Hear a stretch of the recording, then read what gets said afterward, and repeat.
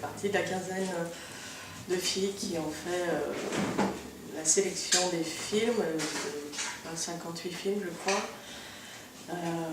Et donc on a commencé à travailler en février-mars et on a réellement arrêté la programmation, terminée en juillet.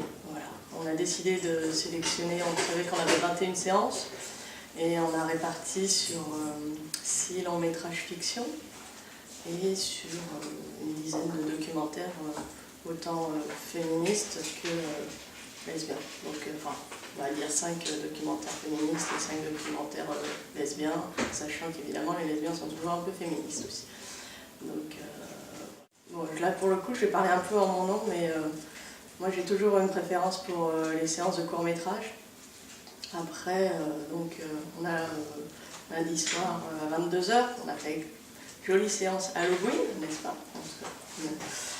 On a de l'humour aussi. Et ensuite, qu'est-ce que je prends mon anti-sèche? Qu'est-ce qu'on a d'autre? Lundi soir, on a l'avant-première de En secret qui sortira en février. Et voilà, qui est un très très joli film qui se passe en Iran, sur 2 très belles jeunes femmes en Iran.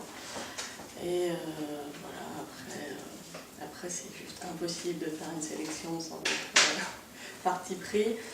On a Plan V, qui est une série, une web série lesbienne. Donc là on passe toute la saison d'un coup. Et qui se passe en Amérique du Sud, ça je ne vais pas dire de bêtises. Voilà, et puis après un documentaire sur les fillettes soldats. Voilà, donc, et un autre sur Difficult Love qui se passe en Afrique du Sud, sur qui est les lesbiennes aujourd'hui, qui est un petit peu dur, qui est réaliste. Voilà, et qu'est-ce qu'on a d'autre? Voilà, on va avoir des petites performances à droite à gauche, donc on ne sait jamais trop quand est-ce qu'elles vont avoir lieu. Parfois je crois qu'on ne sait pas nous-mêmes d'ailleurs. Et voilà, donc n'hésitez pas à passer quand vous voulez. Voilà. Et c'est jusqu'à mercredi soir, et mercredi soir on fait la clôture et on va faire les coups de cœur aussi. Voilà. Donc, oui, ça on trouve toujours parce que voilà, une programmation très diverse, très hétéroclite, des documentaires qui font réfléchir, des films qui font pleurer ou rire. Donc comme d'habitude, la programmation a travaillé à ce que toutes les filles qui viennent ici trouvent leur compte. Mais cette 23e édition, alors d'abord c'est triste, mais c'est aussi la volonté politique de transmission de Cinéfable. On l'a dédié cette 23e édition à Danielle Charret qui est décédée il y a quelques jours, qui était une lesbienne militante politique importante pour nous, et on lui rend hommage à 2 occasions. Lundi matin, on va projeter un montage réalisé par Télé Debout, qui est une téléweb pédagogique féministe. On va présenter les 1 an de Télé Debout, le concours qui est lancé par Télé Debout qui s'appelle Beson contre le sexisme, qui est un concours vidéo jeunesse. Et à cette occasion, on rend hommage à Danielle. On va aussi, à l'occasion d'un débat, évoquer son action militante.